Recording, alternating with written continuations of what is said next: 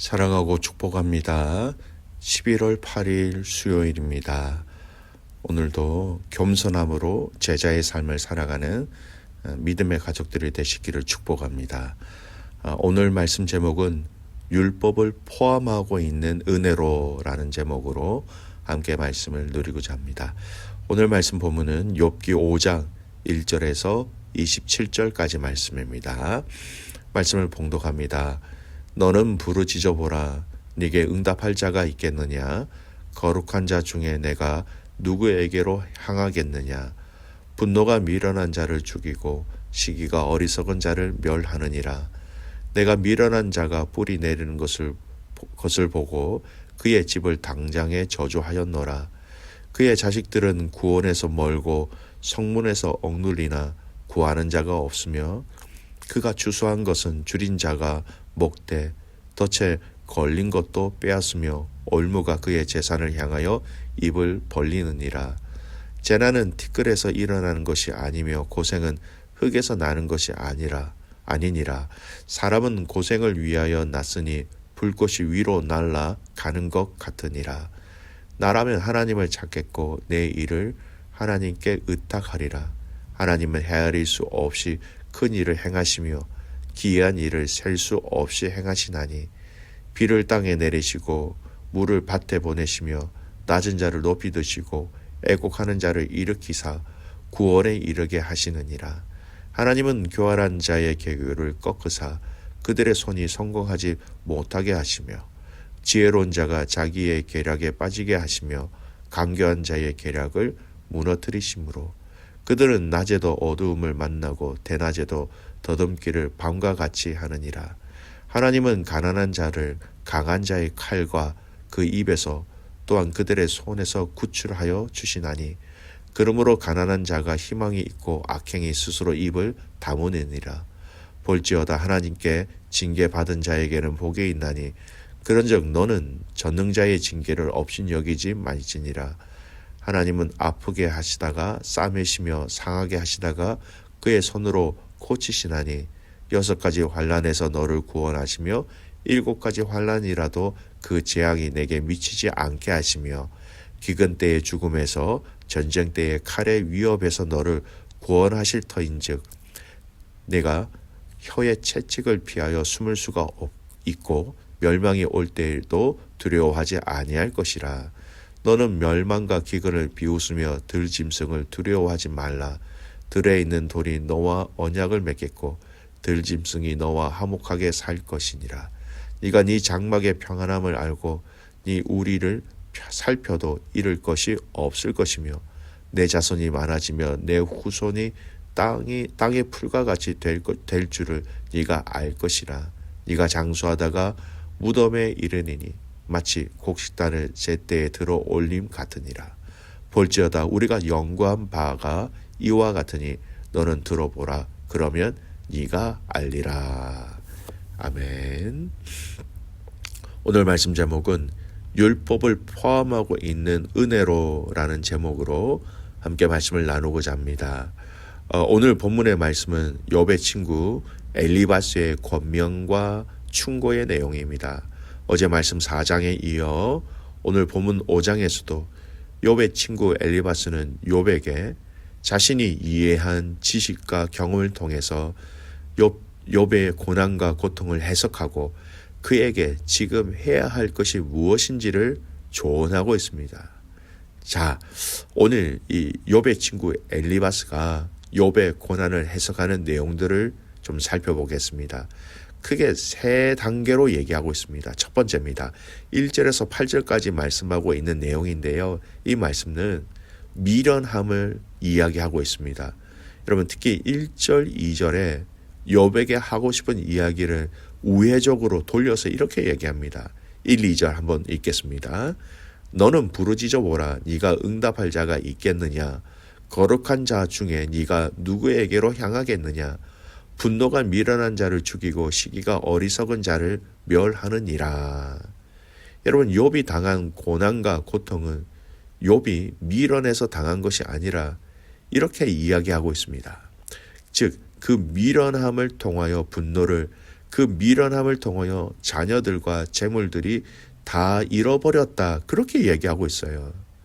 엘리바스는 미련이라고 표현하고 있지만 성경에서 말하고 있는 이 미련은요, 우리가 알고 있는 일반적인 의미의 미련이 아니라 다른 의미를 포함하고 있는 정의입니다. 잠언 24장 9절 말씀입니다. 미련한 자의 생각은 죄요, 거만한 자는 사람에게 미움을 받느니라. 즉, 여러분 이 미련함이라는 것은요, 죄라는 것입니다. 이것을 통하여 미움, 징계를 받았다. 그 얘기를 하고 있습니다. 그렇습니다. 계속해서 욥의 친구 엘리바스는 욥의 이 고난과 고통은 미련, 즉 죄 때문이다. 이 말을 계속해서 언급하고 있는 것이지요. 자, 그리고 이 엘리바스가 말하고 싶은 두 번째 단계가 있습니다. 8절에서 16절까지 내용인데요. 엘리바스는 미련, 죄 때문에 고난을 당한 욥에게 지금 당장 해야 할 것들이 있다. 그걸 조언하고 있는 것이 8절에서 16절 말씀인데 핵심 구절 두 구절만 찾아보겠습니다.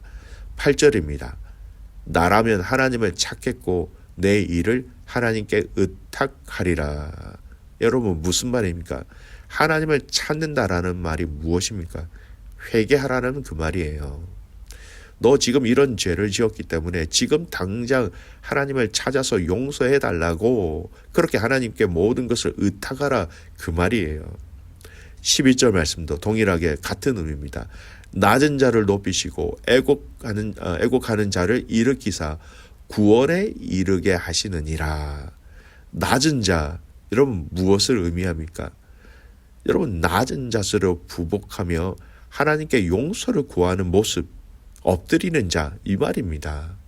지금 엘리바스는 욥에게 얼른 하나님께 낮은 자세로 바짝 엎드리며 자신을 구해달라고 그렇게 회개하며 기도하라는 것입니다. 그래서 가난한 자, 회개한 자는 15절에 그렇게 구출하시고 16절의 말씀을 보면 희망이 있다라고 권면하고 있습니다.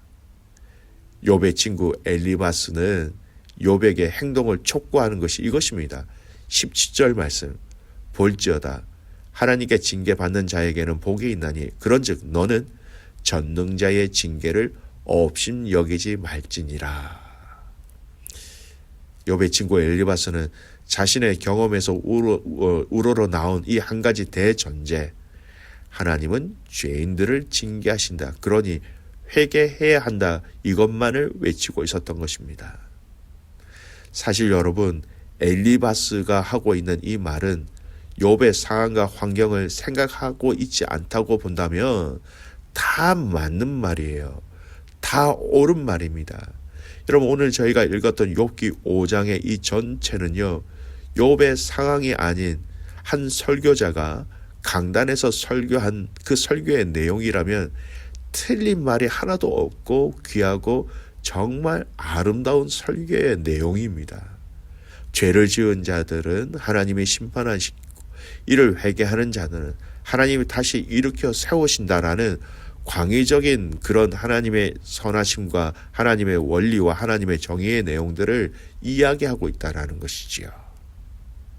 자, 세 번째 17절에서 27절까지 내용인데요.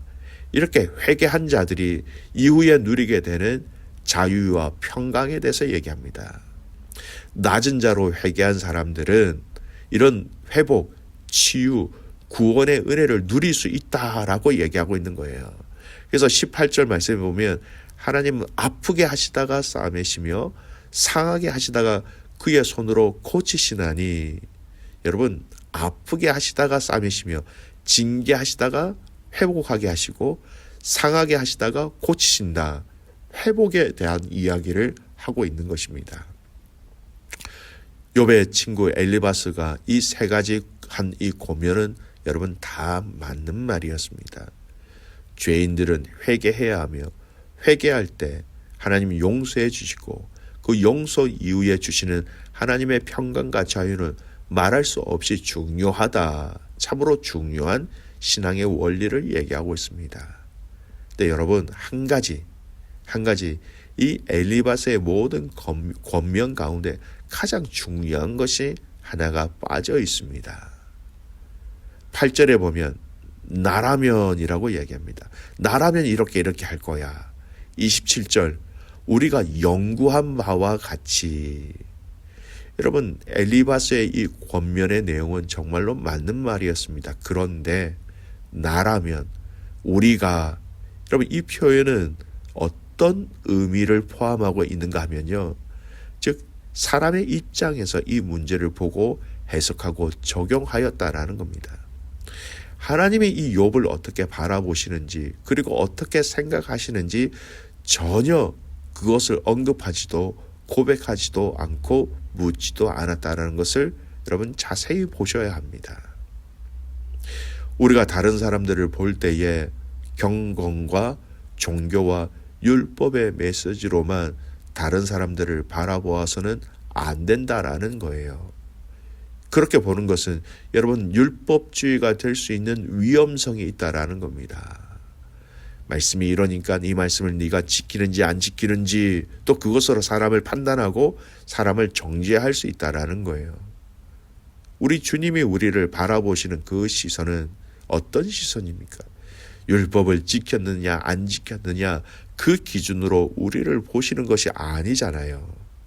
우리 주님은 언제나 우리를 당신이 가르쳐 주신 이 하나님 나라의 복음, 즉 은혜와 사랑으로 우리를 바라보고 계시기 때문에 우리는 넘어져도, 우리는 죄를 지어도 우리가 하나님 앞에 예배할 수 있고 기도할 수 있고 다시 하나님을 사랑할 수 있는 기회와 원리가 바로 이 원리로부터 시작되었다라는 것입니다.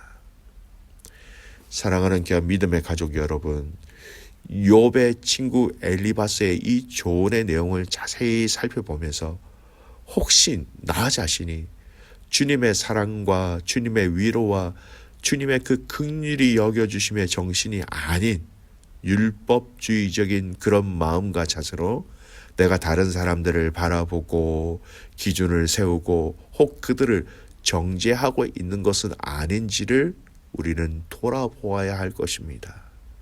사랑하는 귀한 믿음의 가족 여러분, 율법주의적인 조언은요 결코 사람을 변화시킬 수 없습니다. 주님의 그 사랑과 위로와 긍휼의 정신으로 여러분 사랑하는 믿음의 연약한 지체들을 위로하고 권면하고 조언할 때에 영향력이 있게 된다라는 것입니다. 여러분 율법만으로 절대 위로할 수 없습니다. 율법을 포함하고 있는 이 은혜라는 것, 이것으로 우리는 위로할 수 있고 사람을 세울 수 있고 권면할 수 있다라는 것이죠. 율법을 포함하고 있는 이 은혜라는 이것, 이 신앙의 성숙도가 저와 여러분의 삶 가운데 깊어지고 넓어지고 확장될 수 있기를, 또 이것을 함께 나누어주는 축복의 통로가 되시기를 주님의 이름으로 축복합니다. 아멘. 기도하겠습니다. 하나님 아버지, 오늘 이 욥의 친구 엘리바스를 통하여서 정말 바른 말을 하고 있는 그 친구의 조언을 보았습니다. 죄가 하나님의 보응으로 말미암아 심판이 있고, 그렇다면 빨리 회개해야 하고 그 회개 이후에 이어지는 하나님의 평강과 기쁨을 누리라는 이 메시지가 어떻게 보면 내용적인 면에서는 맞는 말이었지만 욥에게 있어서는 그에게 오히려 더 큰 아픔과 상처가 되었습니다. 하나님, 오늘 믿음의 성도들이 오늘 율법으로, 율법주의적인 관점으로 우리 지체들을 돌아보는 것이 아니라 율법을 포함하고 있는 더 큰 은혜의 차원에서 사랑하는 믿음의 성도들을 바라보고 위로하며 품고 그들을 위하여 기도할 수 있는 귀한 성도들이 되게 하여 주시옵소서. 나도 모르게 율법적인 그 기준으로 사람들을 정죄하고 사람들을 판단하지 아니하도록 하나님 내 마음을 지키시고 율법을 포함하고 있는 그리스도의 그 십자가의 그 은혜라는 그 정신으로 사랑하는 지체들을 돌아보며 권면하며 사랑하게 하여 주시옵소서.